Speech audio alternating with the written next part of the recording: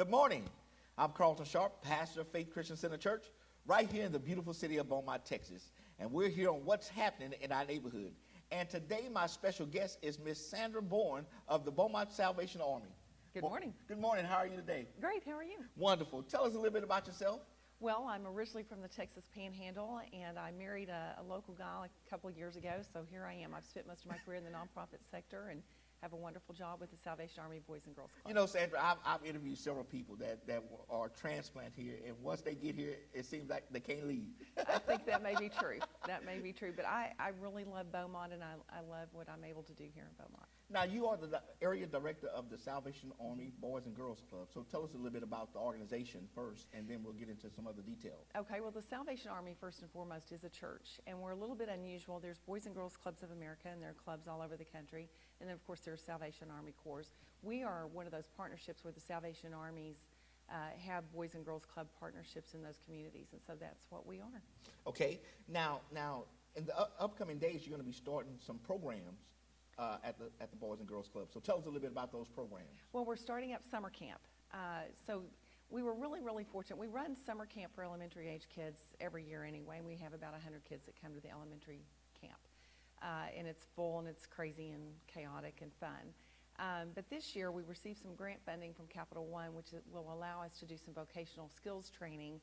And it would be difficult to do that with the third or fourth graders. So we decided to open up a middle school camp for the first time ever here in Beaumont. Now, one of the things that you were sharing with me earlier was that you opened up registration on Monday for the summer camp. Mm-hmm. And within a couple of days, all of the slots were filled. That's right. This is the first year for the middle school camp. We opened up 100 slots for elementary school, which is typical, 50 slots for the middle school. This was about 6 weeks ago. We opened up registrations on a Monday. By that Wednesday, both camps were full. Wow. Yeah. Yeah. So that lets me know that there's a great need, and that was only 2 days. That's right. There is a tremendous need. That just tells me that we're not able to reach all the kids that could take advantage of what we do, and it breaks my heart. I mean, I love that we're able to do for 150 kids, but if we could have summer programming for 300 kids, how great that would be. Okay, so what limits us and limits you to the possibility of going to 300 versus 150? Well, part of it is logistics. You know, the facility is only so big. We only have so many staff. We only have a certain size budget. There are a lot of limitations. And so, if we look at scaling up and serving more kids, maybe at some point we need to have another center, maybe in the south part of town, for instance. I think there are a lot of things we could look at if we kind of band together as a community and a coalition to figure out how we can plug the gaps for these kiddos. Where we lose our kids, Pastor, is in middle school.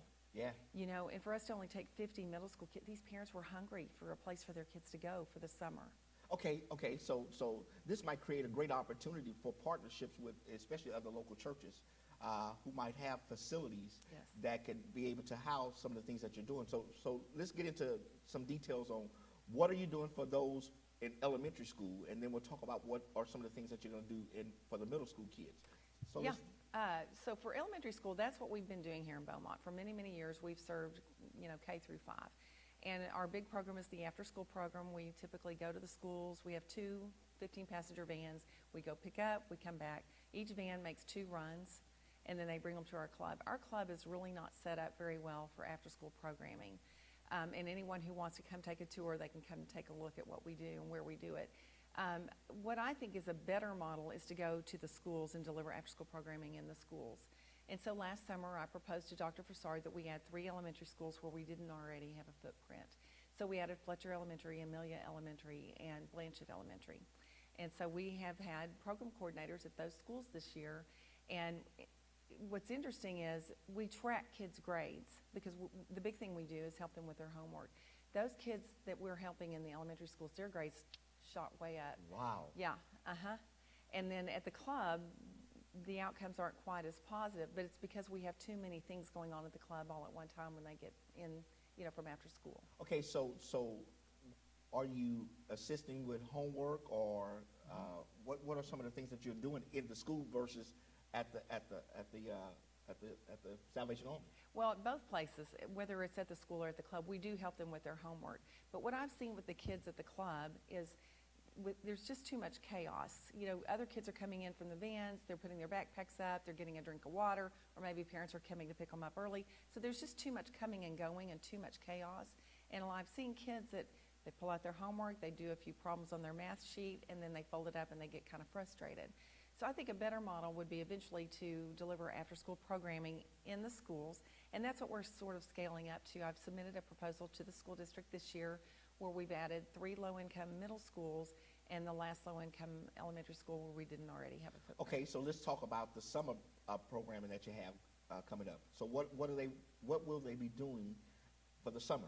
Well, I'm super excited. So this summer, the elementary kids will be doing various field trips. We have partnerships with 5 Point Credit Union. We have partnerships with Family Services, and they come in and do programs. There are churches that come in and do VBS. Wink, wink. Might be something y'all want to do. And then we have different field trips with the kids. But for the middle school kids, this is where it gets super exciting. We've never done summer camp for middle school kids. So this is how God has shown favor on our club. I wrote for this Capital One funding in November. It's for $7,000 for vocational skills training. I figured at the time, if we got it, that we would hold back 20 slots in the summer camp for middle school kids. Well, we got it, so that was my plan. Well, a couple months later, a different branch of Capital One out of Dallas said, we've got funding for vocational skills training. We want y'all to write. We submitted the very same proposal. Well, we got it. We found out on a Friday that we got it. So now we have almost $15,000 to devote to vocational skills training. Well, then we have to have a surefire middle school camp, right? Right. So that afternoon, Frank Middleton, are you familiar with Frank? Yes, okay. yes. So he's with Spindletop. He texted me and he said, do you have time to meet on Monday? So Frank came in on Monday. He said, you know, we go around, we give these presentations to students, but we don't get them for very long, and we can't track outcomes.